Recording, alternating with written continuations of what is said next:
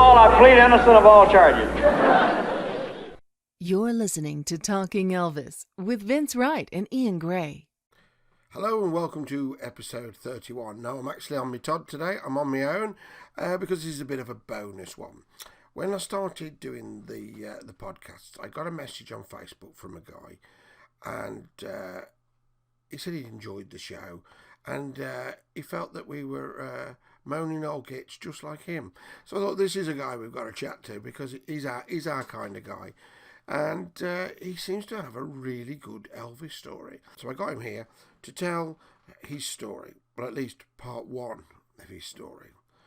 So let's welcome Anthony Stuchbury to the show, and let's have a listen. Hello there. There we go, and it looks like we're working. Oh, technology. Oh, everything wants to put another version of.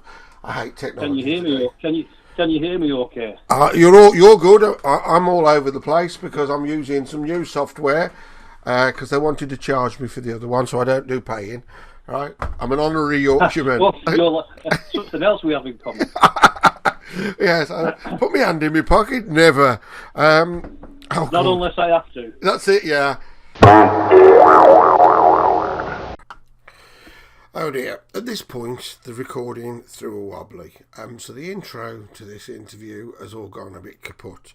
So basically, you've missed the hellos, and we're going to go into our five or six questions we always like to ask.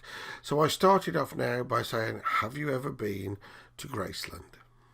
Yes, well, yeah, at the time we went out doing other things, seeing friends, meeting people. Had a nice trip up to Trenton and met Barbara Hearnsmith and her husband. That was a nice day out. So we just did other things. So I honestly thought I might falter and have to feel like I have to go in there. Yeah. But when I was stood there, what hurt me the most was it's changed so much. I really didn't want to be bothered. And that's just me. I mean, I don't want to put anybody off going. I mean, even on that trip, I was sat outside Sun Studios one morning with my wife, and there was a young girl, I think she was from Germany, and she was asking, is this the bus that stops here that I can get up to Graceland, because they do the shuttle? And I went, yeah. She says, what do you think of the Graceland tour? Is it worth it? And to me, at that time, it was like, how do I answer this without upsetting someone? Yeah. I'm not going to say anything. I said to her, have you ever done it before? She said, no. I said, well, if you've never done it, I recommend that you do have to do it. So off she went on the bus, and she went to do a Graceland tour. I would never deny anyone the right to do what they want to do. My opinion's my opinion, and I live by it, but I don't want to force it onto anybody else. Brilliant. And that is the thing, isn't it? I think you've got to do it. When I was supposed to be going this year, a lot of people kept saying, it's Disneyland now, it's Disneyland, and it's not what it was. And that's going to freak me when I do eventually go, that, I'm going to be that many years apart. I'm either going to love it or hate it, aren't I? Yeah, but you want to do it? At the minute, I'd go tomorrow. So, because it's been so long. So, that's obviously, where I'm at the moment. Now, when I go, I might go every day because I'm in there for a week or whatever. I might go once. You just don't know, do you? That's excellent. Yeah, I sometimes wonder if it's just my strange way of looking at things. The thing that really bothers me the most is when you now look across the street from wherever you are, up on the hill at Graceland or behind the wall or in front of the wall, what you're seeing across the street now isn't what Elvis saw. Now, there is an argument that, well, what Elvis saw hasn't been like that for years. Yeah. But those old original buildings were the buildings he looked at in the 70s. Yeah. All right, what was in them might have been different, but the layout was still technically similar. Yeah. And I just think it's a little bit sad that bit of history's gone, but things change, Well, that's it. It's like they've picked it up and put it in the middle of a theme park by just buying up the neighbours. Yeah, but hey, if you've never been and you want to go, I'd say to any listener, go and do it. Make your own decisions. And I'm sure that they will write in. I know I'm weird, and I know I frustrate some people, but that's just me. But that's why we love you. Question number 2. How did you hear the news that he died? Well, Or is that a shock to you? Yeah, sorry. Spoilers. Right. It was a school day, and I was in bed. And I was half asleep and half awake. But when I woke up in the morning, I thought I was asleep, and I'd had a dream that my father had come into my bedroom to say Elvis had died. But I was asleep. It was a dream. Yeah. So I got ready for school like I always did. Didn't listen to the radio, and there were no breakfast TV then. So I just got ready for school, had my breakfast, and walked up the road. Went to the news agents like every morning I do for a packet of crisps. That's chips to your American listeners. And I walked in the news agents, and there were all the newspapers laid out on the counter, and I saw it, and I thought, oh my God, it weren't a dream. Yeah, it's freaky. And that was the most horrible day I have had at school in my life. It was a Wednesday. It was raining. It was miserable. I was bullied because I was an Elvis fan. Yeah. Oh, God. Terrible day at school. Yeah. Now, it's a weird world, isn't it? Because I sort of remember seeing it when Reggie Bosen kept on news at 10 had said it, and I was just like standing there with my mum, and we just like, wow. It's weird, I think, for people now who weren't even born in 77 who are fans. That must be the freakiest thing ever, because at least we knew him, in our weird. A little more conversation with TalkingElvis.co.uk. I don't know why that is, but we'll see. So we're up and running again. Question number 3, my favourite one.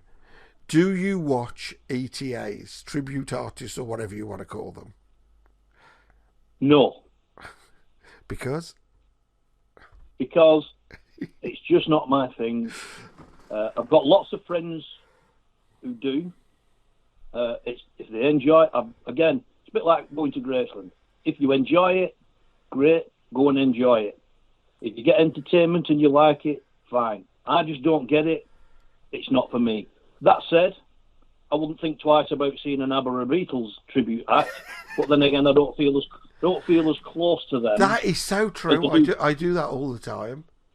Yeah, I don't feel as close to them as I do to Elvis. But the same thing is, I had some friends just recently, and I know me and you have talked privately earlier about Jeff Lynne and ELO. Somebody was trying to get me to go and see an ELO tribute act. And I said, well, why would I want to go and see them when I've seen the real thing? Yeah. So I'm the same there as I am with Elvis. I suppose it's how much you're, in inverted commas, into something. Yeah. It's again, it's personal feelings, but I don't want to put anybody down who does go to see them and does enjoy them. Yeah. Fine, if you're having fun, fantastic, but please don't pester me with it. Yeah. Do you think they do the image of Elvis any good? Generally. Every TV show, every advert, everything has to go, we've got one. That's a double-edged sword. It depends, is what I would say. There's always the argument, well, some youngster might see it and go and see the real thing because of it. I think, yeah, you're right, but it's a weak argument. Yeah. But there is a point to be made with that. Classic example, Channel 5 documentary the other week, guy in jumpsuit. Obviously a big Elvis fan, because he knew what he was talking about. But sat there in a jumpsuit, even as good as it was, I'm like, no. Many years ago, I entered, do you remember Bob Monkhouse, the $64,000 question? Yeah. Only in the UK it was £6,400. I actually entered to go on there. And I ended up going to the Midland Hotel in Manchester, and I was interviewed, and they asked you a list of about 20 questions. And there was one I got wrong. And they said, oh, everybody else is kind of going the same way as that. And they said, you Elvis fans, you really know your stuff. Well, we'll get back in touch with you. Okay. Well, they did, and I didn't get picked, obviously, because I didn't go on. But the kid who did get to go on had a quiff and liked his 50s Elvis outfit. Yeah. So it was quite clear why they picked him. So it's not just the jumpsuited types, it's anyone who looks a little bit like Elvis, has a quiff or something like that. Yeah. Now, Nothing wrong with that. I had a quiff in my late yeah. early 20s. You did. You could have your eye out if you came too close to me. Correct. I've seen your picture.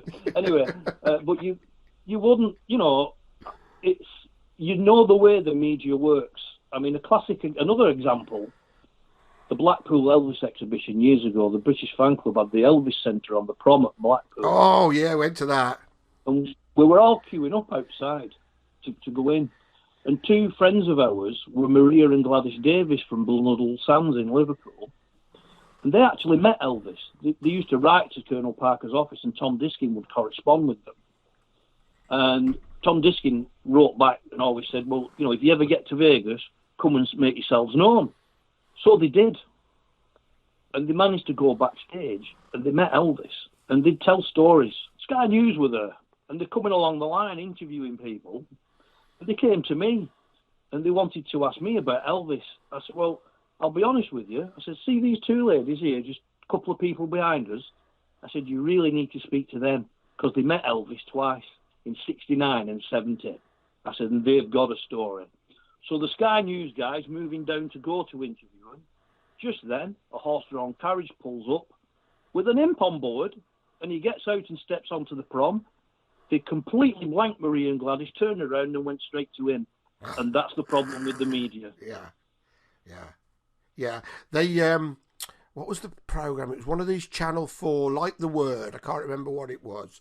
And they came to a London Elvis convention, and I'd had You're talking about August 87 at Leicester Square, aren't you? No, was it the Leicester? It must have been, hadn't it?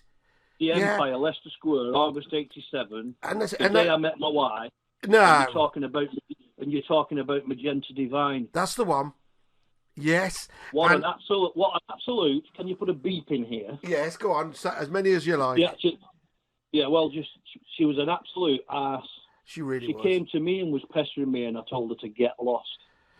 She told. And when I saw the report on TV, I'm glad I didn't speak. And me.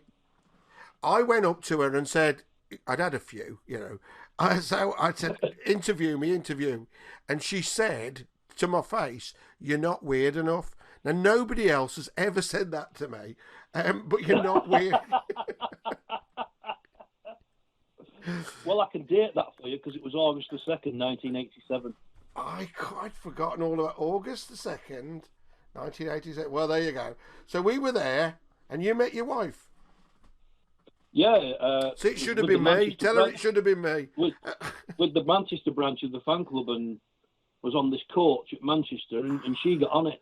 And that was the day I met my wife, and we got married a year later. Oh, fantastic. 1 year and 1 day later. That's the great thing with Elvis. It brings you loads of mates, loads of friends, and even more sometimes. Impressed. Yeah, but I drive her crazy now. Elvis. With me, it's too much. Yeah. Well, she can have you put down. It's all right. Yes, that's true. And she'll have a good collection to live off. So. Yeah, that's it. I shall swoop in. I go, he said I could have it for the tenner. All right. I've said to her, do you want me to put some pink stickers on some of these sleeves so you know when you come to sell those, which ones are worth more than others? I really have a fear that my collection will just end up as landfill, because I'm going to be honest with you. I'm not bothered what happens to mine because I'm not going to be here. Well, that's true. Yes, I will haunt you if you lose my HMVs. Yes. Oh, good. Oh, that's really good. I've learnt something today. August the 2nd. How about that? I'll have to go through my photos. Right. Yeah, and it was Channel 4, and on stage that day, Kim Wilde came on stage. Oh. Remember that, because she was wearing denim. Well, let's not go there. I'm going to say that. I had getting all hot and sweaty. I'm going to say in her youth in denim. And Susie Quattro at Emsby, one of the Emsbys, that made me bad for weeks. Right, oh dear. Oh, lovely leather. I'll tell you what made my knees wobble. Was meeting Barbara Hearn. Yeah. Even now in old age, she's a gorgeous lady. She just not, yeah. But in her youth with Elvis, looking at pictures with all the girls I've seen pictures of Elvis with, for some reason, I always found Barbara Hearn the most attractive. And now there's a whole nother show for after hours. Yeah. It is a whole nother. It's a whole nother show. And I've a funny story about the first time I ever saw her in a picture with Elvis, and it was in a magazine. And my history teacher gave it to me at school. I pestered him for this Observer magazine, and we both looked at that picture of Barbara Hearn with Elvis and her, and we both said, "She's not even smiling. You think she'd at least be happy? She's with Elvis." So when I met her, I told her this story, and she found it highly amusing. And all these years later, I've actually reconnected with my history teacher and told him. He says, "What?" He says, "I remember that. It was all those years ago." He says, "And you know that girl now?" I went, "Yeah." I said, "Isn't it amazing?" That is good. That's really weird about history teachers, because my history teacher brought these in, and he brought his Beatles singles in as well, and my mate bought them, and we used to just spend our history lessons talking about rock and roll. Great. History teachers are the way to go. That's obviously the thing. Well, Magenta, Yeah, whatever happened to Magenta, do we know? Her illustrious TV career. Disappeared off the face of the earth, thankfully, I think. Well, I'm going to say, yeah. She's probably some old dear on Loose Women or something now, isn't she? Oh, that's good. Question number 4. On the top of your head, favourite now, not overall favourite, just if you could only hear one Elvis song ever again, now, what would it be? Oh, I can't answer that. I just can't do it. Yeah. Not one on the top of your head now, or one that... No, I just can't do it. Fair enough. That is a good answer. It's an honest answer, because there's various things in my past and my childhood that connect to various songs. Yeah. That I remember just hearing a certain song, or I tie a certain song to as a kid's memory, and I can't. It's like asking who's your favourite kid? You can't do that. Yeah. Oh, that's good. Good answer. So, same again, but film. Is that the same answer again? If you could only watch one Elvis film. If I could only watch one Elvis film, it would always be Loving You. Oh. He's young, it's in colour, it's rock and roll, it sums up the 50s. Oh, yeah. Fantastic. You could just loop the bit where he comes in the hot rod, couldn't you? You could just watch that bit over and over. I would love, I've never seen it in VistaVision at a cinema, and I would love to see the full picture in VistaVision. I just love the movie as it is. Yeah, it is. But it's just a great film. It's if somebody said, pick the perfect rock and roll film, bingo. Loving You, Elvis Presley, 1957. Well, isn't it funny when you say about that, the rock and roll films, the non-Elvis rock and roll films, the Rock Around the Clocks and all that, they are so bad acting, aren't they?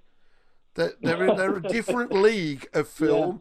Yeah. They are like the worst B movies ever. But you go, oh look, the Platters. Oh look, Dion. Oh look. They were just kind of movies for moving the music. I think. I mean, it's like The Girl Can't Help It. It's hardly a classic film. Well, I suppose that one's got a bit of quality to it, hasn't it? Yeah, but when Eddie Cochran comes on doing 20 Flight Rock, I'm like, oh my God, look at that. Fantastic.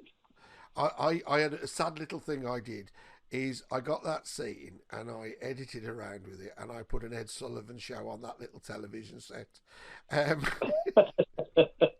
Just for my own amusement and, the what should have been. And I always think now you need to do the colour bit from the screen test of Blue Suede Shoes. You need to stick that one in. And that'd just be like fit in the film, just perfect. I'm having a dream. If you want to make it comedic, put the colour bit of the Blue Suede Shoes in, the one without music, where somebody's overdubbed him just plucking strings and going. Ah, ah. Have you seen that one? Which was that one? The musicless Blue Suede Shoes video. It's hilarious, but one of my Elvis fan friends doesn't think it's funny at all. But again, it's different people. Oh different yeah, humour. Funny. I'll have to look out for that. I'm not quite sure what that is. Oh, good. And then the last question. The last one's a great one. This one sets up. Do you dress up as Elvis? Isn't that the worst question that you get? Do people say to you, I'm an Elvis fan, do you dress up?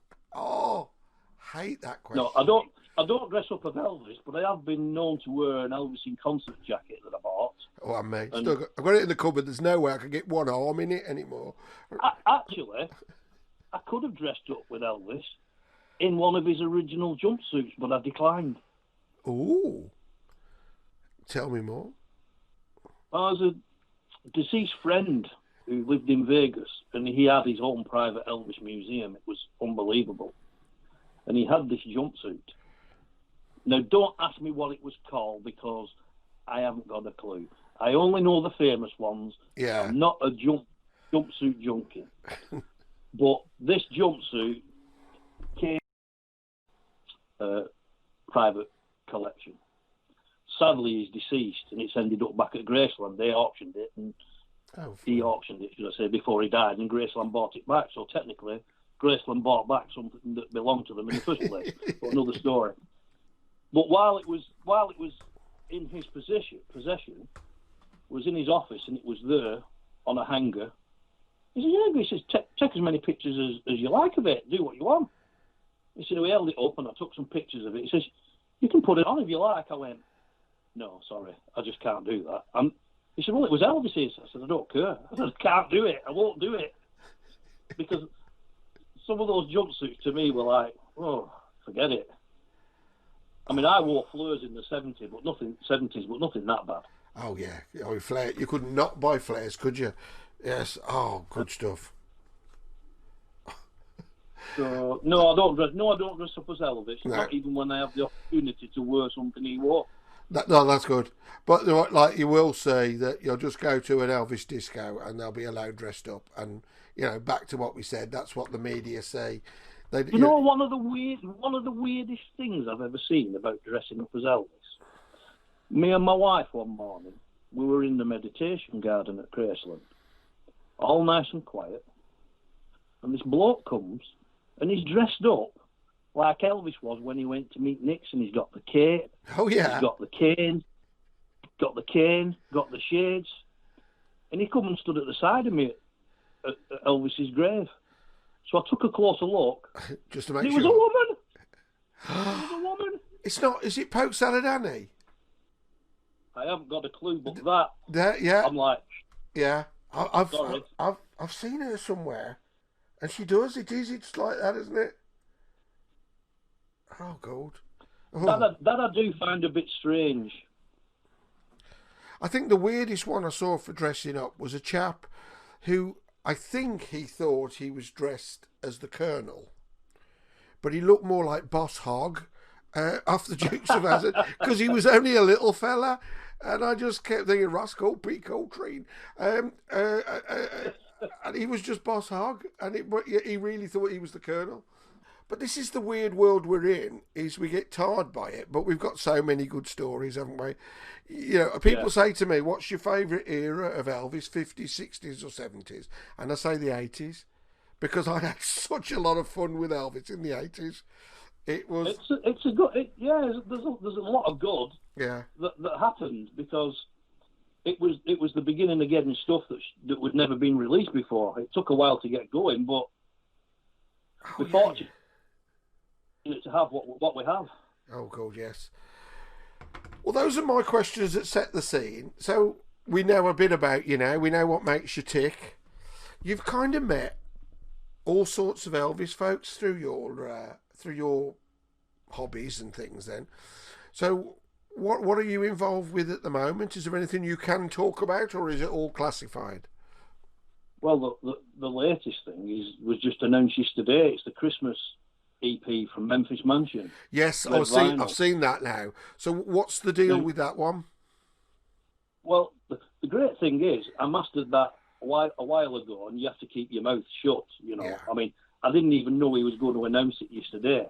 Oh, right. So yesterday, I got to see the product at the same time as everybody else got to see the product. But the thing I did music-wise on that was Elvis's Christmas greeting, his record label be it RCA, BMG, Sony, whoever, Yeah. have done that horrible thing of splicing it onto the beginning of Silent Night. Yeah. Which is not where it originally was. Yeah. And it's just one of those things that frustrates the hell out of me. So I've put it back onto the beginning of I'll Be Home for Christmas. I'll Be Home for Christmas. You might think that was an easy thing to do, but it's not. There's a lot of overlap there, wasn't there, of Silent Night? So you've managed the thing is, digitally remove everything. On Silent Night, where Elvis is talking, is actually the opening notes for I'll Be Home for Christmas. They're so similar, people don't notice. Oh, so you can sync it up. This is Henrik Knudsen from the Memphis Mansion in Randers, Denmark, and you are listening to the Talking Elvis podcast. Because that's right, I've got this Annette Day interview, and I've been trying to tweak it. And, you know, you get a really clear, but she sounds like a robot, or it's really, really hissy, and you just can't use it. And I've been using the video editing software I bought years ago was Pinnacle, right. and for I edit all the podcast on that, and it's like a piece of cake. It's just so easy. But on all the tweaking it stuff, I think I'm going to have to sit and teach myself properly on that one, just to you remove hiss, but you lose too much. There's a lot of things that these software things do automatically, but they overdo it. That's it. A classic example is when you want to record something to a file to make a CDR, say something off vinyl. Yeah. You can get rid of clicks and pops and turntable rumble. Yeah. But the problem is, if you get rid of your turntable rumble too much, it adds another distortion in a different frequency range, which is actually worse than. So you've got to fine balance it. Yeah. Remember the My Happiness acetate that Jack White bought? And Alan Stoker at the Country Music Hall of Fame mastered it. Yeah. I love watching stuff like that. And when I was watching what he was doing, I understood what he was doing and why he was doing it, because I've done a similar thing myself. Back in March 2018, I was fortunate to meet Alan in that office at the Country Music Hall of Fame. Oh wow! Because he's friends with Alana Nash, and she's like family to me and my missus. Fantastic. So I got to talking to Alan, and we talked a little bit about audio and little tricks and why you do what you do. And he actually said, he says, I can see you understand this. I understand it, but I'm not professional. Yeah. But I did similar things in the past. Do you remember the electronically reprocessed? Well, you do, because it's rubbish. That they put out in the 70s of Elvis. Oh, God, yeah. I remember buying them before I understood that they were rubbish. So I had to buy them all again. And they are actually responsible for me learning what I've learned and doing what I do. I got an O-level in art and design at school, but I don't do any art and design these days. But I love seeing the finished product that Memphis Mansion put together, because Soren, who does the artwork, it fascinates me, because I just have an eye for knowing what looks good. But I don't want to get into that side of it, because I'm quite happy with the music and the mastering and the messing. Yeah. No, I think that's lovely.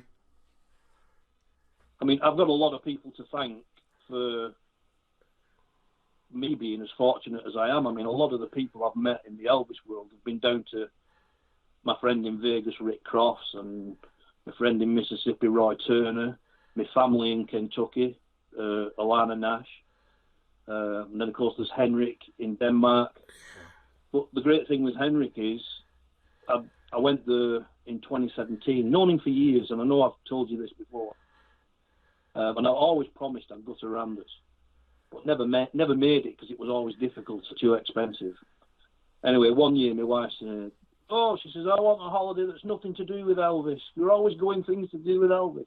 I went, okay, let's have a think about it. So the next day I said, I'll tell you what, let's go to Denmark. And then it was, I know why you want to go to Denmark. So it was a case of, I'll tell you what, we can have 3 or 4 days in Copenhagen. We can drive up to Randers and have a couple of days there, and then do the rest of the holiday in other parts of Denmark, and then go back to Copenhagen before coming home. So she agreed to that. And that's what we did. Oh, lovely. So I went to Memphis Mansion. As you know, you've been there. I love it. I can't praise it enough. If you can't get to Graceland and you can get to Randers, to me right now, Memphis Mansion in Randers is like Graceland used to be in the old days. It's a place where you can go and meet like-minded fans, congregate, and and be communal. Graceland have lost that now because when they close the gates at night, there's nowhere you can hang out like you used to be able to do on the old days at the plaza. There's no, it's lost like a sense of community. But that community in Randers is there, and I've made a lot of friends.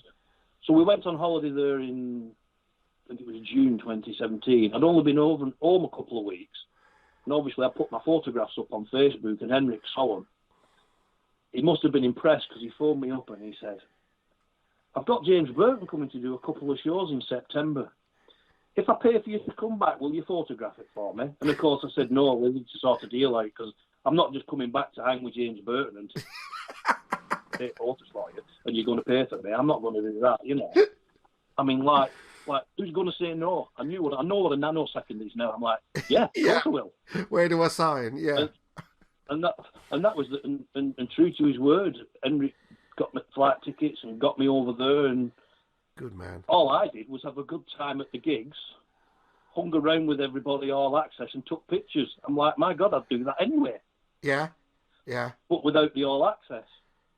Oh. So and James has turned out to be a great guy with a cracking sense of humour, and never in my life did I think he knew who I was, but it still blows my mind. But when I'm with him, like, he's not the same James Burton that I've seen with Elvis that I hold high on a pedestal. He's just a regular guy. Yeah.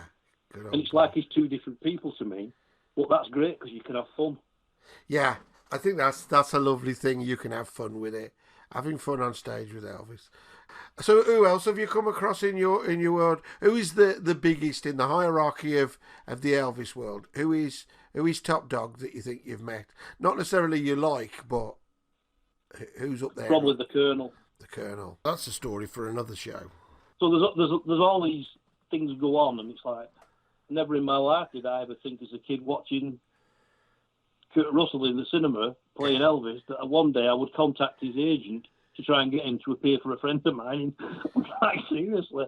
Henrik tried to get him for the garden party one year in Randers, and I was tasked with speaking to his agent to arrange it.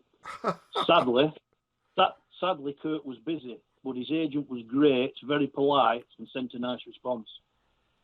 Would you bring the wife? Sorry? Would you bring the wife? Yeah. Can you bring Goldie, please? Yeah. So did they want him at the garden party as the kid who kicked Elvis or the guy who played Elvis? Yeah. Good question, but I presume both. Yeah, because these people who were they're one scene in a film. I mean, it's a throwaway role, isn't it? That he has, but because of what he became. Yeah. I actually went to the Pacific Science Centre in Seattle and stood on that spot. Yeah, great.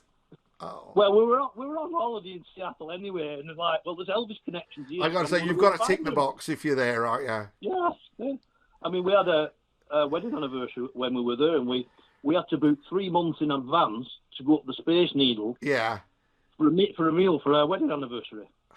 And I tried to get them to play I'm Falling in Love Tonight over the thing, but they wouldn't do it because it's like pipe music, satellite radio. And I'm like, well, I tried. Yeah, well, that's the best. But they did give us a nice bottle of champagne, so that was nice. I think that's so good is whenever you go and you find the Elvis connection. And, I can think of times I've been on holiday and, do me what, just take a photo here. What is it? It's just some hotel. What is it? It's the Warwick Hotel in New York. And you just go on, take my picture. It's just some hotel. I did that in Seattle. I found a hotel that Elvis stayed at when he was filming Will Spur and took a picture of the building. I'm like, my wife says, what are you taking a picture of that for? I says, well, Elvis, the guy stayed when they were filming Will Spur. Yeah. How do you know that? I said, because I looked it up. Yes, and then of course he's been outside the Warwick in New York. Alfred Wertheimer picture. Oh yeah, You are. You just like you've never got your You've got to flasher Mac when you need it, have you? But I set that up and I've got my picture stood there as well. Yeah. But I'm not dressed as Elvis. No, no. It's just part of the fun and enjoying it. It is, and like you say, wherever you go, I mean, wherever you go in America, there's a connection round the corner, isn't there? Whatever you do, you know. That one at the Warwick in New York, though, was funny because right across the street, ELO had the picture taken, so I went and sat there as well and had the picture there too. Oh, it all comes round in circles. Double bang for me buck there in New York. That's fun. Oh, that is good stuff. Well, I think we've had a right old good one here, haven't we? Well, I'm happy with that. I think we could. I'm glad. Would you come back again and do another one of these? I could talk to you forever. There's loads of stuff I've not talked about. Nothing. Yeah, no, I mean that's what I think. I like the. I just like spreading the fun and people to enjoy it. It is fun. We're only here once, so you've got to do stuff. This is why when I started this podcast, there are hundreds of podcasts out there, and a lot of them are educational in a real deep down, you know, this is this record, this was who took the photo of the cover, this was the... And I love all them to listen to, but there's a lot of them. And I just wanted Talking Elvis to just be people talking about Elvis and sharing stories, and you've been great. That's exactly what I wanted today to Well, when it comes to talking and when it comes to Elvis, I can do it because I can certainly talk. We've noticed. We like that. I mean, this is the trouble. I mean, I talk for a living. I talk in my hobbies. I talk, but I just find it fascinating. And I have to thank you so much for telling me when I went to see Magenta. Yeah. This is it. You never know on what tangent you're going to go off on. So just talk, wing it. Just say thank you very much for coming along. I would gladly have you back in a shot. So if you want to think of a few other people that you've met and stories, just jot a few down and we'll get you back in a few weeks, I think. Oh, don't you start about jotting them down. I've got people keep saying you should write a book.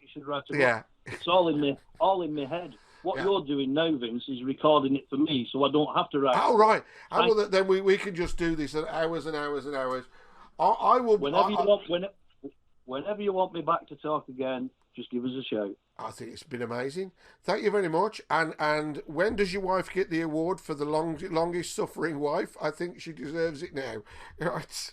Every minute, every hour of every day. Yes. Yes. Well, it's time for your medication. Put you back in your cage and we'll be all right. Thank you very much, sir. You've really been brilliant. And thanks for having me on. I appreciate it. Yeah, and spread the word. Give us an E. There we go. Thanks a lot, mate. That's great stuff. Bye. I'll speak to you soon. Cheers. Cheers. Bye-bye. Ta-ra. Talk about the good times with Talking Elvis. Find us at www.talkingelvis.co.uk or Facebook or YouTube or Spotify.